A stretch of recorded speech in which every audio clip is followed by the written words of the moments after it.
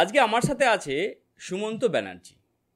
Sumanta Banerjee diploma course করার পর গত 4 বছর সে জব করছে। কি কোর্স নিয়ে পড়াশোনা করেছে, কিভাবে এই কোর্স করা যায়, সব কিছু জানবো আজকে সুমন্তর কাছ থেকে। সুমন্ত, প্রথমেই তোমাকে ধন্যবাদ জানাই যে তুমি কর্মব্যস্ততার মাঝেও আমাকে কিছুটা সময় দিচ্ছ। তার কারণ একটাই, আমার একটাই ভিশন যে কোর্সের সম্বন্ধে তুমি বলবে, আগামীতে যে স্টুডেন্টরা আসতে চলেছে, যে এই কোর্সের সম্বন্ধে আমরা আরও বেশি অ্যাওয়ারনেস ক্রিয়েট করার জন্য। সো থ্যাংক ইউ সুমন্ত, তোমার এই অমূল্য সময়টা দেওয়ার জন্য। প্রথমে তোমার কাছে আমার প্রশ্ন হবে যে তুমি কোন সাবজেক্ট নিয়ে ডিপ্লোমা কোর্স করেছো, এটা একটু বলো। আমি প্রথমত ডিপ্লোমা করেছি ডায়ালিসিস টেকনোলজিস্টের উপর। ওকে, ডিপ্লোমা ইন ডায়ালিসিস, এবং এটা স্টেট মেডিকেল ফ্যাকাল্টির আন্ডারে। আচ্ছা আচ্ছা। আর এই কোর্সের ডিউরেশন কতটা আছে? আমাদের ওয়েস্ট বেঙ্গল এই কোর্সের ডিউরেশন টোটাল 2.6, 2 বছর 6 মাস, মানে 2.5 বছর। ওকে ওকে, তাহলে তুমি কত 2 বছর কোর্স হয়, 6 মাসের ইন্টার্নশিপ হবে। ওকে, আচ্ছা তুমি কত সালে পাস আউট হয়েছো এই ডিপ্লোমা ইন ডায়ালিসিস টেকনোলজিতে? আমি 2020 সালে পাস আউট হয়ে গেছি। আচ্ছা, আর 2020 ফেব্রুয়ারি মাস। ফেব্রুয়ারি। আর চাকরি কবে পেয়েছো? চাকরি করছি জুন থেকে। ও বাবা, মানে মাস 4 মধ্যেই তুমি চাকরি পেয়ে গেছো, রাইট? হ্যাঁ, তখন কোভিড পিরিয়ডটা চলছিল, তারপরে আমাদের ইন্টার্নশিপের একটুখানি 2-1 মাসের এদিক ওদিক ছিল, সেই সময় একটুখানি গন্ডগোল চলছিল, যার ফলে সেই সময়টা আমরা 2-1 মাস একটু এদিক ওদিক হয়, তারপরে আমি সঙ্গে সঙ্গেই জয়েন করি, কোভিড পিরিয়ডই জয়েন করি। আচ্ছা বেশ, চাকরি পার্টটা আমরা পরে আসছি। যে এই যে কোর্সে তুমি ভর্তি হয়েছো, এই কোর্সে জয়েন করার প্রসেস কি আছে বর্তমানে, কিভাবে একটা স্টুডেন্ট এইচএস কমপ্লিট করার পর এই কোর্সে জয়েন করতে পারে? প্রথমত স্টুডেন্টটিকে সায়েন্স নিয়ে পড়তে হবে। আচ্ছা, ম্যাথামেটিক্স না থাকলেও হবে, ফিজিক্স কেমিস্ট্রি বায়োলজি থাকতে হবে, এবং ফিজিক্স কেমিস্ট্রি বায়োলজিতে তাকে পাস করতে হবে, এটাই প্রাথমিক criteria. Okay. Second of all, তাকে যাই করুক, একটা এন্ট্রান্স পরীক্ষা হয় আমাদের এমটি যারা আছে সমস্ত এমটিদের, তো স্টেট মেডিকেল ফ্যাকাল্টি ওটা করেন, ওই পরীক্ষাটা অ্যারেঞ্জ করে, সেই পরীক্ষায় পাস করতে হবে। তারপরে কাউন্সিলিং হবে। আমাদের সময় কাউন্সিলিং ছিল অফলাইনে, এখন অনলাইন কাউন্সিলিং সিস্টেম হয়ে গেছে। আমরা আরজিকর মেডিকেল কলেজে কাউন্সিলিং করেছিলাম গিয়ে, এখন সব অনলাইনে হয়ে গেছে, এখন তো আরো অনেক সুবিধা হবে। কাউন্সিলিং এ মোটামুটি 2000টা ছেলে নেয়, এবার যে যেমন র্যাঙ্কে আসবে সেরকম ধরে নিতে হবে। 2000-এর মধ্যে র্যাঙ্কে আসলে সে 100% চান্স পাবে। এবার যদি কিছু দূরে র্যাঙ্ক হয় তাহলে লাভ পাবে। আচ্ছা আচ্ছা বেশ। তো এই যে তুমি কোর্সে এনরোল করেছো, তোমার এই কোর্সের সম্বন্ধে বলো, যে অ্যাকচুয়াল ডায়ালাইসিস টেকনোলজি কোর্সটা কি, এই কিভাবে কাজ করতে হয়, স্কোপ কি আছে, এটা তোমার কাছ থেকে জান, বা কাজটা কি মেন হচ্ছে, যে কি কাজ, মানে আলটিমেট যখন তুমি পাস আউট হলে যে এখন যে তুমি বর্তমানে জবটা করছো, কি কাজ করতে হয় ডেইলি বেসিস, সেটা যদি একটু বলো। অ্যাকচুয়ালি ডায়ালিসিস টেকনোলজিস্ট মানে ডায়ালিসিস কাদের হয়? ডায়ালিসিস হয় সেই সমস্ত পেশেন্টের যাদের কিডনি খারাপ। আচ্ছা, মানে ধরুন আমার কিংবা যে কোনো পেশেন্টের যে কোনো প্রকারই কিডনি খারাপ হতে পারে। একটা হতে পারে প্রাথমিকভাবে খারাপ হতে পারে কিছুদিনের জন্য, সেই সমস্ত পেশেন্টকে বলে একেআই। আর একটা হতে পারে যে সিকেডি, পার্মানেন্ট ভাবে খারাপ। একেআই হতে পারে হঠাৎ করে কোনো পেশেন্ট যদি কাউকে সাপে কামড়ে দেয় কিংবা বিষ খায়, পয়জনাস কেস, এই সমস্ত গুলো একেআই। আর সিকেডি হয় যারা অনেকদিন ধরে হাইপার টেনশনে ভুগছে, বা যাদের হাইপার টেনশন মানে প্রেশার বেশি, আর হাইপার গ্লাইসেমিয়া মানে যাদের সুগার বেশি বহু দিন ধরে, কোনো মেজর সার্জারি হয়েছে, এই সমস্ত জিনিস। মানে ধরুন অনেক দিন ধরে যে পেন কিলার গুলো আছে, পেন কিলার গুলো খায়, এই সমস্ত কারণে সিকেডি হতে পারে। মানে অ্যাজ ডিফাইন্ড বাই 3 মাসের বেশি ধরে সে কোনো একটা এই সমস্ত রোগে ভুগছে এবং সেই রোগের সে চিকিৎসা করায়নি, অনিয়ন্ত্রিত রক্তচাপ, ডায়াবেটিস, তাহলে তার ক্ষেত্রে সিকেডি হতে পারে।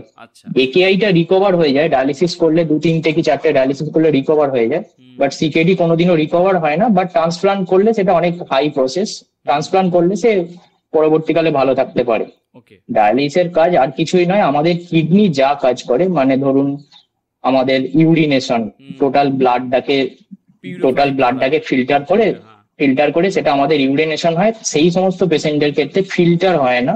তো আমরা একটা ডায়ালাইজার ব্যবহার করি, কৃত্রিম কিডনি। সেই কৃত্রিম কিডনির ভেতর থেকে শরীরের মধ্যে একটা চ্যানেল করা থাকে, সে চ্যানেল দিয়ে ব্লাডটা বেরিয়ে আসে, ফিল্টার হয়, আবার সেই চ্যানেলের মধ্যে দিয়ে ঢুকে যায় ব্লাডটা শরীরের মধ্যে। এবার তার সাথে আমরা কিছু নিউট্রিয়েন্টস অ্যাড করে দিই যাতে তার ইলেকট্রোলাইট ব্যালেন্সটা মেনটেন হয়। আচ্ছা, ইলেকট্রোলাইট ব্যালেন্স মেনটেন করে সেটাকে ঢুকিয়ে দিই, যার ফলে তার সোডিয়াম পটাশিয়ামও ফল্ট হয় না, পেশেন্টটা সুস্থ থাকে। আচ্ছা, বাহ, খুব সুন্দর বোঝালে ব্যাপারটা যে অ্যাকচুয়াল কাজটা কি তোমাকে করতে হয়। এবার তার মধ্যে আরো ছোটখাটো জিনিস আছে অনেক কিছু, তার মধ্যে শরীরের এক্সেস যে জলটা আছে সেই জলটা বার করে দেওয়া হয়, যাতে তার শরীরের যে এক্সেস জল, শুধু তো ক্লিয়ারেন্স দিলেই হবে না, জলটাকে না বার করলে তার শ্বাসকষ্ট শুরু হয়ে যাবে। আচ্ছা, এইভাবে আর কি ডায়ালিসিস একটা প্রাইমারি প্রসেস। আচ্ছা, বাহ বাহ, এটা তোমাকে ডেইলি বেসিসে করতে হচ্ছে, রাইট? ডেইলি বেসিসে করতে হয়, তার জন্য আলাদা মেশিন থাকে আমাদের। হ্যাঁ হ্যাঁ। সেই মেশিনের মধ্যে আমরা অপারেট করি, আর যে সমস্ত সার্জিক্যাল প্রসিডিওর গুলো আমরাই অপারেট করি। আচ্ছা, বেশ বেশ, খুব মানে দারুণ, মানে শুনেই যেন বেশ শিহরণ জাগছে যে কি মারাত্মক কাজ তোমরা করো। আচ্ছা, বলছি এই যে প্রথম এলে এবার, হ্যাঁ বলো বলো। প্রথম এলে একটু অসুবিধে হবে, ভয় লাগবে, অনেক পেশেন্ট মারাও যায়। ডায়ালিসিস মানে একটা ক্রিটিক্যাল প্রসেস, তো বহু পেশেন্ট চোখের সামনে মারাও যায়, কেউ কিছু করতে পারা যাবে না, কার্ডিয়াক অ্যারেস্ট হয়ে মারা যায়, বিভিন্ন কারণে মারা যায়।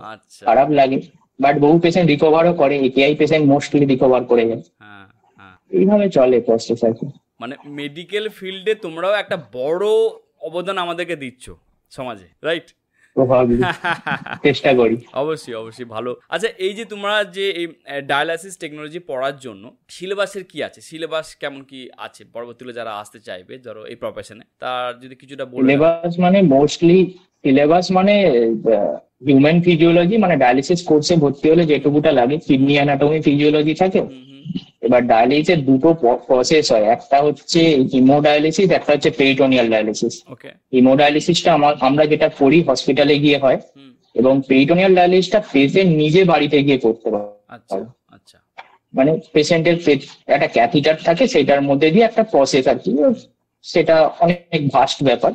তো সেই প্রসেসটা পেশেন্ট নিজে বাড়িতে করতে পারে। আর একটা হয় হিমোডায়ালিসিস, যেটা আমরা হসপিটালের মধ্যে করি। এই দুটো জিনিস পড়ানো হয়, কিভাবে একটা স্টুডেন্ট হিমোডায়ালিসিস করবে, বা কিভাবে একটা স্টুডেন্ট পেরিটোনিয়াল ডায়ালিসিস করবে, এইটা একটা আছে। আর একটা জিনিস আছে আরও নিয়ে পড়ানো হয় আমাদের, মানে রিভার্স যে আমাদের আরও ফিল্টার গুলো হয়, সেই ফিল্টার থেকে কিভাবে জল তৈরি হয় আর কি, সেই জলটা কতটা মেশাতে হবে, কিভাবে কি পরিমাণ একটা অনুপাতে মেশাতে হবে, তবে সেটা পেশেন্টের বডিতে গিয়ে সে কনসেন্ট্রেশন মেনটেন করবে, এই জিনিসটা পড়ানো হয়। আচ্ছা, বেশ। আরো বিভিন্ন ধরনের সাবজেক্ট আছে, সেটা যখন স্টুডেন্ট পড়বে আস্তে আস্তে জানতে পারবে, যেটা প্রাইমারি প্রসেস সেইটাই। অবশ্যই অবশ্যই, সেটাই আমরা জানতে চাইছি। আচ্ছা, এই যে ধরো তোমার 2 বছর ধরো থিওরি পড়ানো হলো, লাস্ট 6 মাসে তোমার ইন্টার্নশিপের ব্যাপারটা থাকে, তো এটার প্রসেসটা কি আছে, কিভাবে ইন্টার্নশিপ করতে হয়, বা এটা সম্বন্ধে একটু যদি বলো। যারা প্যারামেডিক্যাল পড়ে তাদেরকে 2 বছর যে পড়ানো হয়, সেই থিওরির টাইমেই তাদের প্র্যাকটিক্যালও পড়ানো হয়। মানে এমনটা নয় যাতে শুধু থিওরি পড়িয়ে যাওয়া হচ্ছে। সমস্ত মেডিকেল কলেজ, আমাদের West Bengal state medical faculty যারা পড়ায়, প্রত্যেকটা মেডিকেল কলেজে ওই প্র্যাকটিক্যাল একটা ডিউটি আওয়ার্স থাকে একটা স্টুডেন্টের, যে এই টাইম থেকে এই টাইম তাদের ডিউটি করতে হবে। সেই ডিউটি আওয়ার্স এর মধ্যে সে ডিউটিও করবে, প্লাস তার সাথে সাথে প্র্যাকটিক্যালও করবে। প্র্যাকটিক্যাল থিওরি সেখানেই ডক্টর বাবু থাকবেন, যে ডক্টর থাকবেন, যেমন আমাদের নেফ্রোলজিস্ট ছিলেন, কার্ডিওভাস্কুলার সার্জন ছিলেন, তারা পড়াতেন যে কিভাবে তোমাদের পড়তে হবে। 2 ঘন্টা 1 ঘন্টা একটা ক্লাস নিতেন, তারপরে সেখানে অন ফিল্ডে প্র্যাকটিক্যালও পড়াতেন। আচ্ছা, ঠিক সেম জিনিসটাই আমাদের ইন্টার্নশিপে করতে হয়, বাট তখন থিওরিটা থাকবে না, শুধু প্র্যাকটিক্যাল করে যেতে হবে। এবং সেই প্র্যাকটিক্যালে কোয়ালিটি থেকে আমাদের স্টাইপেন্ডও দিতে হবে, টুকটাক নর্মাল খরচ চালানোর জন্য ছোটখাটো স্টাইপেন্ডের। এটাই প্রশ্ন ছিল যে স্টাইপেন্ড সিস্টেমটা আছে নাই। আচ্ছা, 2000 টাকা করে স্টেট মেডিকেল ফ্যাকাল্টি স্টাইপেন্ড দেয়। আচ্ছা, এই যে কেউ তোমার ডিপ্লোমা ইন ডায়ালাইসিস টেকনোলজি করলো, ঠিক আছে, তো এই ডিডিটি করার পর এরপরে কেউ যদি হায়ার স্টাডি করতে চায়, তার কি অপশন আছে? হায়ার স্টাডি আমরা যখন পড়েছিলাম ওয়েস্ট বেঙ্গলে, তখনও পর্যন্ত স্টেট মেডিকেল ফ্যাকাল্টির আন্ডারে ডিপ্লোমাটাই ছিল, বিএসসি ছিল না। তবে যত দিন যাচ্ছে আস্তে আস্তে উন্নত হচ্ছে, হয়তো ভবিষ্যতে দেখবেন যে ওটার উপর বিএসসি কোর্স চালু হচ্ছে। ডায়ালিসিসের উপর স্পেশালি বিএসসি কোর্স এখনো পর্যন্ত নেই, যতদূর ধারণা, জানি না এবছর করেছে, এবছরটা হয়তো দিতেও পারে বিএসসি। বাট আমরা যখন পড়েছিলাম তখনও পর্যন্ত বিএসসি কোনো চালু ছিল না, বাট উন্নত হচ্ছে আস্তে আস্তে আস্তে আস্তে নিশ্চয়ই হবে। হুম। বাট অন্য যে সমস্ত প্যারামেডিক্যালে কোর্স তাদের কিছু কিছু জিনিসে বিএসসি আছে। ওকে, কোর্স রিলেটেড আরেকটি প্রশ্ন যেটা অনেক সময় আমি দেখি যে স্টুডেন্টরা প্রশ্ন করে যে প্রাইভেট কলেজে করব না গভর্নমেন্ট কলেজে করব বা কোনটা ভালো হবে, এটা একটা নিয়ে প্রশ্ন থাকে, তো এটা সম্বন্ধে একটু যদি বলো। দেখুন, স্টেট মেডিকেল ফ্যাকাল্টি যেটা পড়ায় সেটা কোর্স ফি সব জায়গায় সমান। আচ্ছা। তার আলাদা কিছু নেই, সমস্ত জায়গায় সমান। 2-5 হাজার টাকা এদিক ওদিক হতে পারে, মানে কোনো কলেজ এক্সট্রা চার্জ নিয়ে রেখে দেয়, কেটে নেয়, পরে আবার সেটা দিয়ে দেয়, এরকম হয়। অনেক কলেজে হয় কি 2-5 হাজার টাকা বেশি হতে পারে, তার মানে এই নয় যে সেখানে 1 লাখ টাকা বেশি হয়ে গেল, সেরকম কিছু না। ওকে। যে কোনো কলেজে স্টুডেন্ট করতে পারে, বাট সেটা স্টেট মেডিকেল ফ্যাকাল্টির আন্ডারে হলে স্টেট মেডিকেল ফ্যাকাল্টি সার্টিফিকেট দেবে, কোনো হসপিটাল নিজস্ব সার্টিফিকেট দেবে না। ওকে। স্টুডেন্ট চাইলে যে কোনো কলেজে করতে পারে, সেটা সরকারি হোক বেসরকারি হোক, বাট সে সার্টিফিকেটটা ফ্যাকাল্টি থেকেই পাবে। তার যে ভ্যালুটা থাকবে একটা বেসরকারি কলেজ থেকে করলে, সেটা সরকারি কলেজ থেকে করলে সেম ভ্যালু থাকবে, যদি সেটা স্টেট মেডিকেল ফ্যাকাল্টি আন্ডারে স্টুডেন্ট পড়ে হবে। ওকে, এরপরে চাকরির অপশন কি আছে, কোথায় চাকরি পাওয়া যাবে, সরকারি চাকরি পাওয়া যাবে কিনা, বা প্রাইভেটের কি অপশন আছে, এটা একটু তোমার কাছ থেকে জানতে চাই। প্রাইভেটে মানে আমাদের মতো যে সমস্ত জায়গায় বিভিন্ন ধরনের হসপিটাল আছে, যে সমস্ত হসপিটাল গুলো ডায়ালিসিস ইউনিট রয়েছে, সেই সমস্ত হসপিটাল গুলোকে গিয়ে সিভি দিলে স্টুডেন্ট সহজেই চাকরি পেতে পারে, মানে সবাই পেয়ে যাচ্ছে এখনো পর্যন্ত। কেউ বসে আছে সেরকম কোনো অপশন আমার জানা নেই। তো আমাদের যে জুনিয়র ব্যাচ, আমার 4 বছর হয়ে গেল এক্সপিরিয়েন্স, জুনিয়র ব্যাচ গুলো সবাই পেয়ে গেছে। ওকে। তো চাকরি মোটামুটি প্রাইভেট সেক্টরে হলেও সবাই পেয়ে যাবে। এবার গভর্নমেন্ট সেক্টরে একটু ভ্যাকেন্সির সমস্যা আছে, টুকটাক সমস্যা তো অবশ্যই আছে। বহুদিন ভ্যাকেন্সি হয়নি, বছর 3 ভ্যাকেন্সি বেরোয়নি। তবে একটা সুখবর শুনলাম কদিন আগে, যে সামনের মাসে কি তারপরে মাসে একটা শুধু ডায়ালিসিস নয়, এমটি দের একটা 700-800 পোস্টের ভ্যাকেন্সি হতে পারে। গতকালই আমি একটা পেপার দেখছিলাম, গতকালই এটা নিউজটা এসেছে, আমি দেখলাম একটা। হ্যাঁ, বল। আনন্দবাজারে দেখেছিলাম যে 700-800 মেডিকেল টেকনোলজিস্ট নিয়োগ হবে, তাতে আমাদের ডায়ালিসটাও আছে, দেখা যাক কি হয়। আচ্ছা, তার মানে তোমার কথা থেকে একটা জিনিস আমাদের কাছে কনফার্ম, যে এই কোর্স নিয়ে পড়াশোনা করলে ছেলেটাকে বসে থাকবে না, কোথাও না কোথাও একটা চাকরির অপশন তার কাছে খোলা আছে। না, কেউ কেউ করে খেটে খেতে পারবে, এইটুকুটা একদম কনফার্ম, একদম বসে থেকে। আচ্ছা, হ্যাঁ, কারণ জেনারেল লাইনে যে হারে আমরা দেখতে পাচ্ছি অনেক ফ্রাস্ট্রেশন এসে যাচ্ছে স্টুডেন্টদের মধ্যে। অনেকে ধরো দীর্ঘ 5 বছর 6 বছর খুব ভালোভাবে তারা স্টাডি করছে, যে একটা যদি স্কোপ পাই আমরা নিজেদেরকে উজাড় করে দেবো, তো অপশনটাই তাদের কাছে ক্রিয়েট হচ্ছে না, তো সেটা একটা প্রবলেম হচ্ছে। এবার যেটা সব থেকে ইম্পর্টেন্ট প্রশ্ন আমাদের কাছে, যে এই কোর্স করার পর একটা বেসিক স্যালারি কত দিয়ে শুরু করে একটা স্টুডেন্ট? মানে এটা ডিপেন্ডস করে জায়গার ওপর। মানে কোনো গ্রামীণ জায়গা হলে তার একটা আলাদা স্যালারি হয়। হসপিটালের উপর ডিপেন্ডস করে, সেটা যদি এনএবি হসপিটাল হয় তার উপর একটা আলাদা স্যালারি ডিপেন্ড। অ্যাপ্রক্স ধরে রাখতে পারো, একটা স্টুডেন্ট যদি তাকে জানা হয় যে তোমার কত স্যালারি চাই, বা তোমার কোয়ারিটা বলো যে তুমি কত দিলে কাজ করবে, মোটামুটি এক স্টুডেন্ট বলতে পারে মিনিমাম 12 থেকে 15-র মধ্যে দিলে সে স্টার্টিং স্যালারিতে তার কাজের অনুমতি পাওয়া যেতে পারে। মানে তার থেকে কম দেওয়া মানে তার একটা লেভেলটাকে ডাউন করা হয়ে যাবে। ওকে। আচ্ছা, ধরো এই কোর্স যখন ধরো তোমার, আমি ধরছি একটাকে 15,000 স্যালারি দিয়ে স্টার্ট করলো, তারপর এক্সপিরিয়েন্সের ভিত্তিতে কি স্যালারি তো অবশ্যই হাইক হবে, তাই তো? না, ওটা হয় না? এক্সপিরিয়েন্সের ভিত্তিতে বাড়ে, অবশ্যই বাড়ে না যে বললে ভুল হবে। এক্সপিরিয়েন্সের ভিত্তিতে বাড়ে, তবে সেই ইনক্রিমেন্টটা নির্ভর করে কোন হসপিটাল কিরকম ইনক্রিমেন্ট দেয়। মিনিমাম 5-10% ইনক্রিমেন্ট ম্যাক্সিমাম হসপিটালই দেয়, এবার সবার কথা তো আমি বলতে পারবো না। আচ্ছা, বর্তমানে তুমি যে প্রতিষ্ঠানের সাথে যুক্ত আছো, তো ওখানে ওয়ার্কিং আওয়ার্স কত, বা কিভাবে তোমাকে ডিউটি করতে হয়? মানে এমনটা হয় কি যে নাইট শিফটিং আছে, এটাও একটু জানতে চাইছি। কারণ আমরা জানি যে ধরো নার্সিং যে চাকরিটা আছে সেখানে নাইট শিফটিং ব্যাপারটা আছে, তো তোমাদের ক্ষেত্রে এই ব্যাপারটা আছে কি? অবশ্যই আছে, আমাদেরও নাইট শিফটিং হয়, সমস্ত শিফটিং ডিউটি হয়। ওয়ার্কিং আওয়ার্স পার ডে ধরতে গেলে 8 ঘন্টা, এবং নাইট করলে 12 ঘন্টা। এবার যে হসপিটাল যেরকম সাজিয়ে দেয়, যদি কোনো কেউ চায় যে সে 8 ঘন্টাই নাইট করবে বা 8 ঘন্টাই দিনে করবে, তাহলে কোনো হসপিটাল করে কি দিনে 6 ঘন্টা, মানে ডে ডিউটি 6 ঘন্টা দেয়, নাইট ডিউটি 8 ঘন্টা দেয়।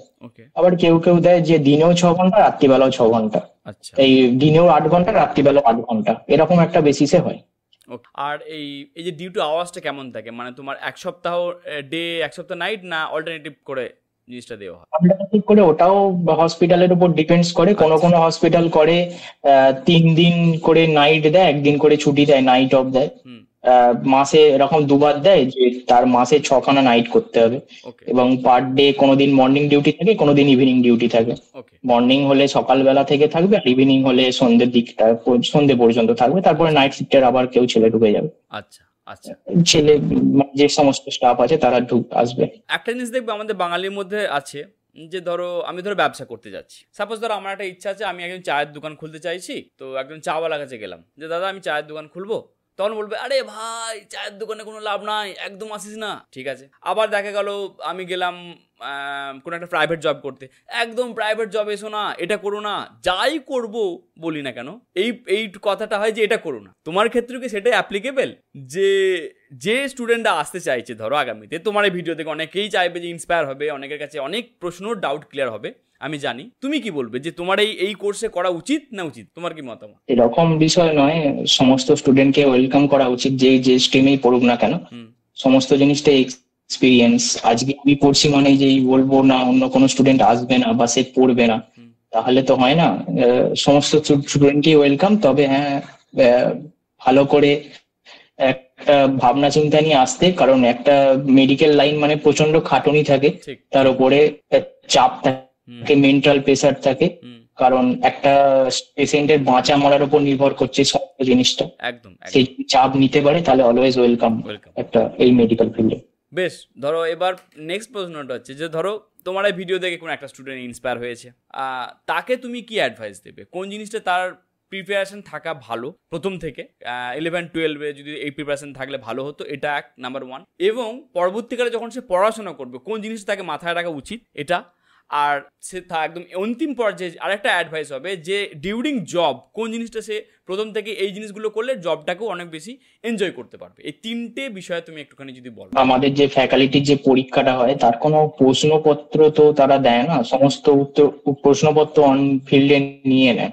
ওকে, তো যে সমস্ত স্টুডেন্ট আসবে তারা যদি 9, 10, 11, 12 এই 4টে বছর খুব ভালো করে পড়ে, ম্যাক্সিমাম 9 থেকে কোশ্চেন আসে, আর 11, 12 থেকে কোশ্চেন আসে। 10টা অতটা থেকে কোশ্চেন আসতে আমি শুনিনি, তবে বলা যায় না প্রত্যেক বছর তখন কি হয়। এখন ওই 3টে বছর যদি একটু ভালো করে সায়েন্সের সাবজেক্ট গুলো পড়ে, তার যদি বেসিক কনসেপ্ট ক্লিয়ার থাকে, তাহলে সে পরীক্ষায় অবশ্যই পাস করবে এবং পরবর্তীকালে যে কোনো কোর্সে ভর্তি হতে পারবে। আর চাকরির ক্ষেত্রে বলতে গেলে সমস্ত জিনিসটাকেই ভালোবাসতে হবে তাকে প্রথমত।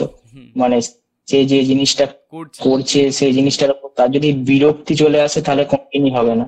একই জিনিস বারবার করতে হবে, কিন্তু প্রত্যেকটা জিনিসেরই থাকবে আলাদা আলাদা টার্গেট। মানে একটা পেশেন্টের একটা জিনিস হচ্ছে, মানে একটা পেশেন্টের ক্ষেত্রে একটা জিনিস সহজে হয়ে যাচ্ছে, মানে সেই পেশেন্টের অন্য একটা পেশেন্টের ক্ষেত্রে সেই জিনিসটাই অনেক কঠিন হয়ে যাবে। আমরা বহুবার ভুগেছি বিভিন্ন চ্যানেল পড়ার সময়, একটা জিনিস সহজে হয়ে যাচ্ছে, বা সবার অ্যানাটমি তো সমান নয়, প্রচন্ড ঝামেলার মধ্যে পড়ি, পেশেন্ট অনেক খারাপ হয়ে যায়, আবার সেটাকে রিকভার করা। এবার সেই জিনিসটাকে সে যদি ভালোবেসে কাজ করে, সে কোনোদিনই তার বিরক্তি আসবে না বা তার কোনোদিনই হেজিটেট লাগবে না জিনিসটার উপর। ওকে ওকে, আর একটা পয়েন্ট যেটা তুমি মিস করে যাচ্ছ, যে ডিউরিং তোমার এই কোর্স করার সময় কোন জিনিসটা করা উচিত হবে? সেই সময়টা তাকে যেমন থিওরিটা পড়তে হবে, থিওরিটা তো তাকে ভালো করে পড়তেই হবে, নাহলে তো সে পরীক্ষায় পাস করতে পারবে না। এটা তো সরকার পুরো নিজে থেকে নেয়, আর খাতাও কোনো হসপিটালে স্যার দেখে না যে তাকে নাম্বার দিয়ে ইচ্ছা করে পাস করিয়ে দিতে পারবে। তার সাথে সাথে তার যে সিনিয়র দাদা দিদিরা আছে, সেটা আলাদা করে খাতা স্টেট মেডিকেল ফ্যাকাল্টি আলাদা স্যারেরা দেখে। কিছু নাম্বার অবশ্যই হসপিটালের স্যারেদের উপর থাকে, ভাইবার কিছু নাম্বার, তারা সেটাতে তো পাস করতে পারবে না সে। তো তাকে পাস করার জন্য ভালোভাবে থিওরি পড়তেই হবে, 100% থিওরি তাকে খুব ভালোভাবে পড়তে হবে। আর এখানে যে ভাইবাটা হয় অন্য এলাকার হসপিটাল থেকে স্যার, মানে যে সাবজেক্টের উপর আছে তাদের স্পেশালিস্ট ডাক্তারবাবুরা এসে তাদেরকে ভাইবা নেয়। তো পাস করার জিনিসটা খুব ভালোভাবে মাথায় রেখে পড়তে হবে থিওরি। প্র্যাকটিক্যালের বিষয়টা তাদের যে দাদা দিদি সিনিয়র টেকনিশিয়ান দাদারা থাকবেন, সিনিয়র যে টেকনোলজিস্টরা আছেন, তাদেরকে দিয়ে ভালো করে শিখতে হবে যে কিভাবে কাজটা করলে আমি সুবিধে পাবো, বা কিভাবে কাজটা করলে আমার অনেক সরল হয়ে যাবে জিনিসটা। একমাত্র এরা ভালো করে সিনিয়র যে দাদারা থাকবে বা সিনিয়র যে দিদিরা থাকবে তাদের সঙ্গেই একমাত্র স্টুডেন্ট ভালোভাবে শিখতে পারবে, তার মন খুলে কথা বলতে পারবে। ওকে। এবার অনেক বড় বড় ডাক্তারবাবুরা আছে, তাদের কাছে একটু স্টুডেন্ট হলে ভয় লাগে, হুম খুলে কথা বলতে পারে না, হুম হুম অনেক লেট হয়। হুম হুম। সব থেকে ভালো উপায় হচ্ছে একটা সিনিয়র যে দাদা এই স্ট্রিমে থাকবে তার সঙ্গে ভালোভাবে আচরণ আলাপ করে, তার সাথে ভালোভাবে একটা সম্পর্ক রেখে তার সাথে শেখার চেষ্টা করে। Very good. আস্তে আস্তে স্টুডেন্ট অটোমেটিক শিখে যায়। বাহ, খুব ভালো একটা অ্যাডভাইস তুমি দিলে। থ্যাংক ইউ জানাচ্ছি সুমন্ত ব্যানার্জিকে তার অমূল্য সময় দেওয়ার জন্য। আমরা এই ভিডিও থেকে অনেক কিছু জানতে পারলাম অ্যাবাউট ডিটিটি সম্বন্ধে। যারা এই কোর্সের সম্বন্ধে জানতে আগ্রহী, যারা ইচ্ছুক আছে, অবশ্যই এই ভিডিওটা তাদের অনেকটাই হলেও হেল্প করেছে। যদি দেখি যে তোমাদের এই ভিডিও থেকে 100টা লাইক এসেছে, তাহলে কিন্তু সুমন্তকে নিয়ে আমরা লাইভ সেশন করব, এবং এই লাইভ সেশনে তোমাদের যা কিছু প্রশ্ন থাকবে আমরা অ্যান্সার দেওয়ার চেষ্টা করব। Thank you Sumanta. ধন্যবাদ।